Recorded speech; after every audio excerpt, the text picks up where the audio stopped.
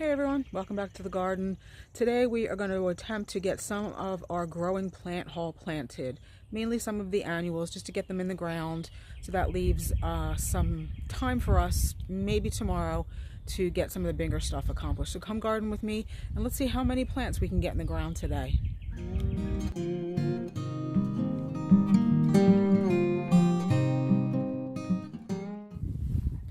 I also want to take this opportunity to thank all of my new subscribers and to reintroduce myself, since I do have so many new subscribers just in the last few weeks.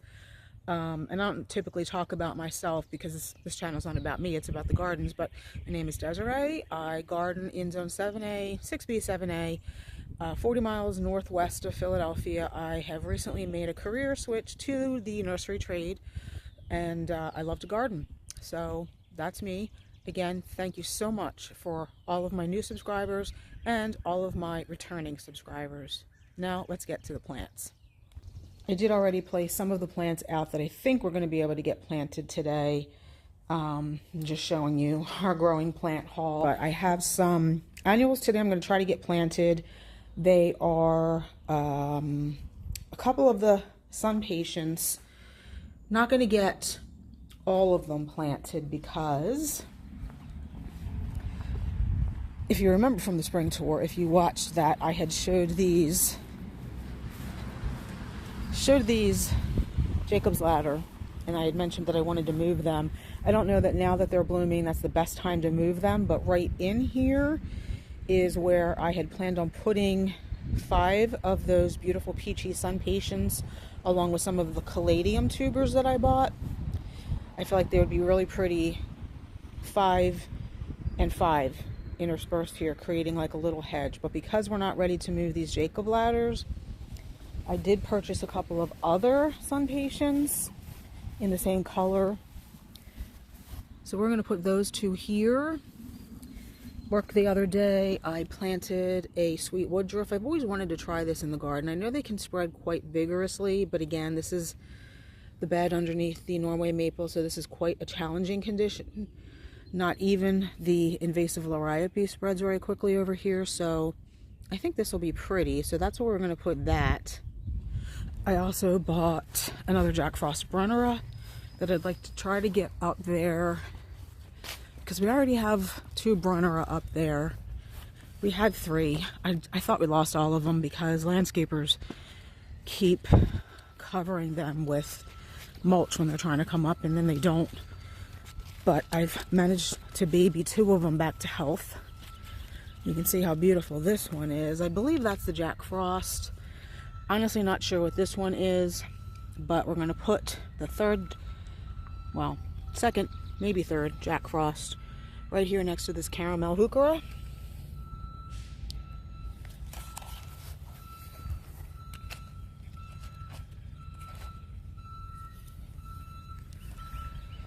So that's where that's going to go. I think we're also going to attempt to get our birdhouse replaced over here. We moved it when we transplanted the echinops so that we could get the roses in. That's going to go right in here. This thing. So you can see what I mean by challenging conditions over here. All these big roots because of the Norway maple. We've kept everything over here alive. It's notoriously difficult to plant under maples because of their roots, but we have managed to keep some really beautiful plants alive over here by running a soaker hose through here so that we can water things on a regular basis. Sometimes we still have to hand water over here if we have a really dry stretch of weather. But these are,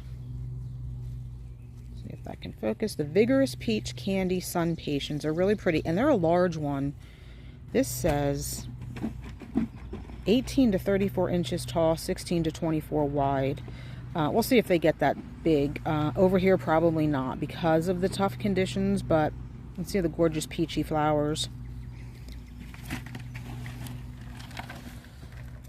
One of them has a spent flower on it, but those are, and I really think they'll look pretty here. They're going to add some color to this side of the garden because mostly in the summer it's hostas, which are green. I don't think I showed you in the beginning of the video. We also have another peppermint spice heuchera we bought at Black Creek. That's going to go back here. We did plant a spearmint heuchera in there last year because I didn't think you could still get peppermint spice, and the spearmint was pretty close. It did not come back this year, so I don't know why. These two are doing just fine. This is a third one, which always struggles. So we're going to put a fourth one in there. And I think that will look really pretty. I love the peppermint spice. Pretty pink flowers, and that veining is so gorgeous. And I think my husband said he wants to attempt to get the boxwoods in today, so I think that's what we're going to do too. It shouldn't be that difficult. I'll take you over there real quick and show you. So obviously we bought these boxwoods, gosh, I don't know, a month ago, 3 weeks ago. Took the cryptomeria out. So this is where they're going to go. We got some soil so that we can build them up a little bit so they're not hiding behind the candy corn spirea, which we did prune back pretty hard a few weeks back. And we will prune them again once they're done flowering, because they really should be a little bit smaller, and they should be cute little round balls. We let them get a little bit out of control. So I'm going to work on that today too. We always have to be careful here when we're digging that we don't cut the soaker hose. I think we did do that once already.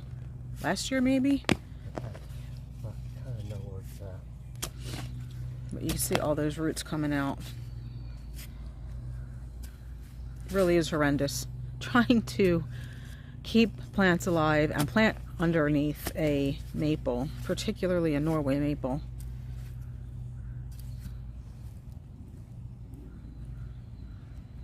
Kind of why this bed is raised up so high off the ground.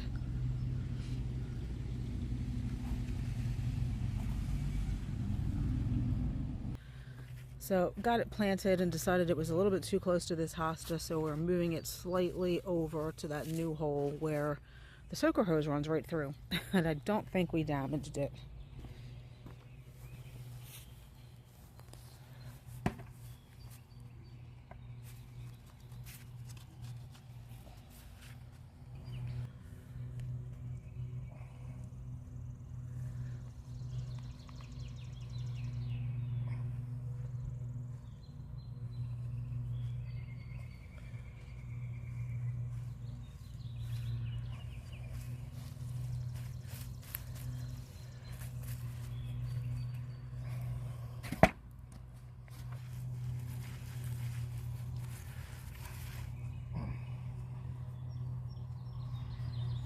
I think that's going to look pretty here. I'm wondering if I should have gotten a few more for the back edge of this bed, because it really does need help with runoff.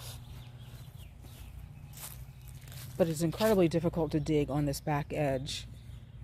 So we'll see how the one does for now.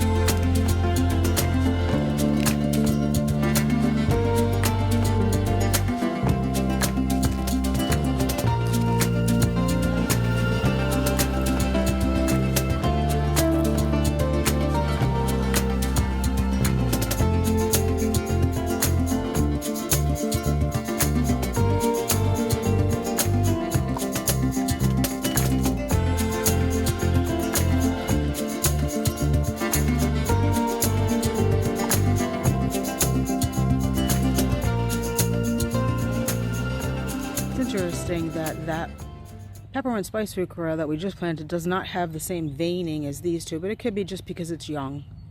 Because to me, although it's marked peppermint spice, it actually looks like the spearmint we planted last year. Because even this one that is struggling to survive has that reddish veining. But at any rate, it's pretty. I'm hopeful that we'll be able to keep that one alive. We'll see. Here's the gallium, the sweet woodruff, and the two pretty sunpatiens. We are going to head up next, get the Brunner replanted, and try to get our birdhouse replaced.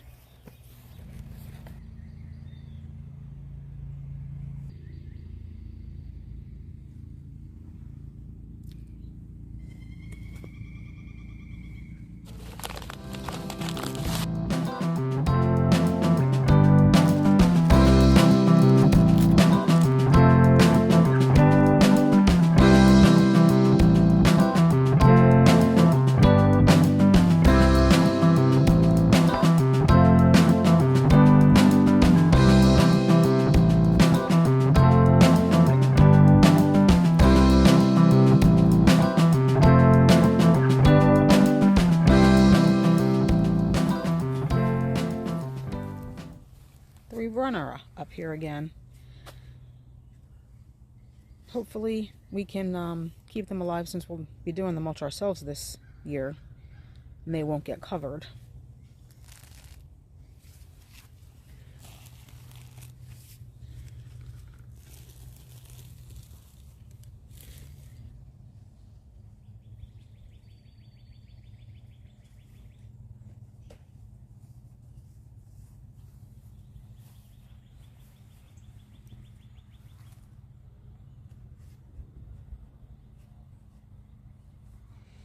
It's filthy, but we'll get it cleaned up. We have to buy some wet and forget.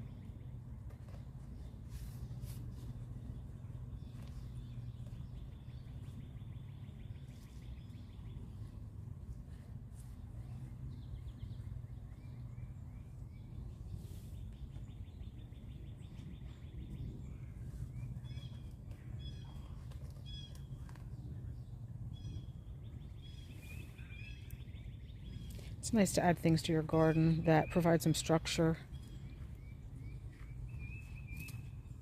Like a birdhouse on a post, or we have an obelisk down there with the clematis on it.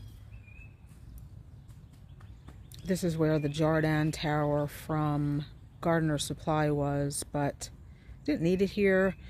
We originally had a climbing rose on it, but the climbing rose just, the poor thing had been abused. It didn't make it, so we now have it up the top of our property, and the major wheeler honeysuckle vine will climb up that. So as I had mentioned in the video where we planted the roses when we had to move this birdhouse, I wanted to get it back on this side of the bed.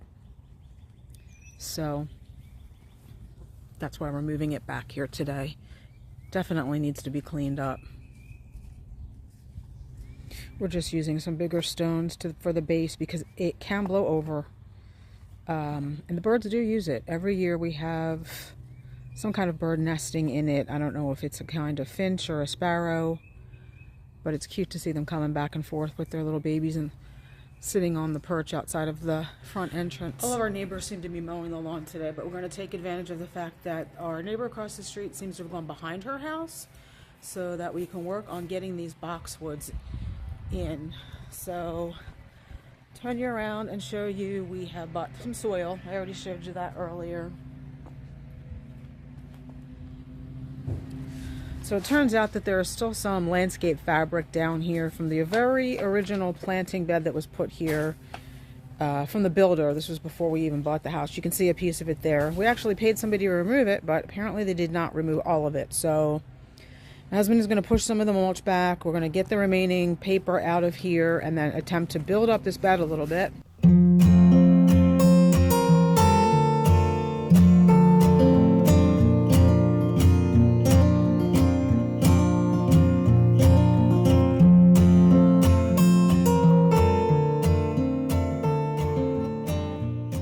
So you can see what landscape fabric does to the soil. That's why we don't use landscape fabric in our beds. If you're doing a dry creek bed or doing some kind of stone insulation, then that's fine, but don't use landscape fabric in your bed. So my husband is going to tell you what he's going to do. So I'm going to start rotating the ground or breaking it up so that I can then throw the topsoil in and mix that up with the natural soil and hopefully slowly raise the bed.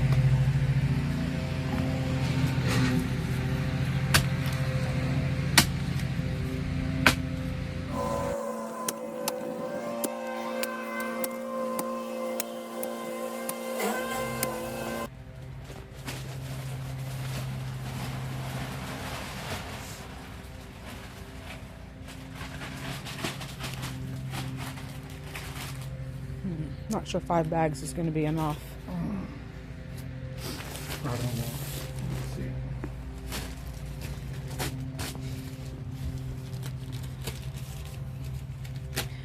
This is the size of the rocks that came out of the ground. This is why we can't use a power plant or auger. And it takes us so long to get planted compared to other gardening channels I watch. And it's why I don't do a lot of the planting here, because even when we were just planting that little Brunnera, the size of the rocks that were coming out of that tiny hole were ridiculous.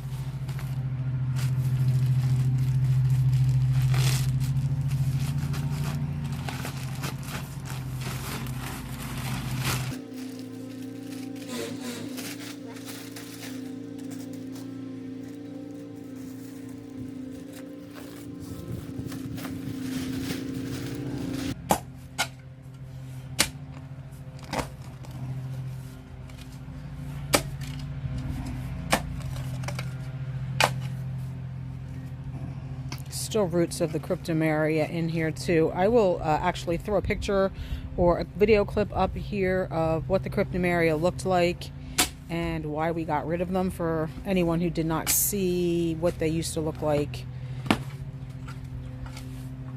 before even before they got snow damage this past winter. They still looked horrible.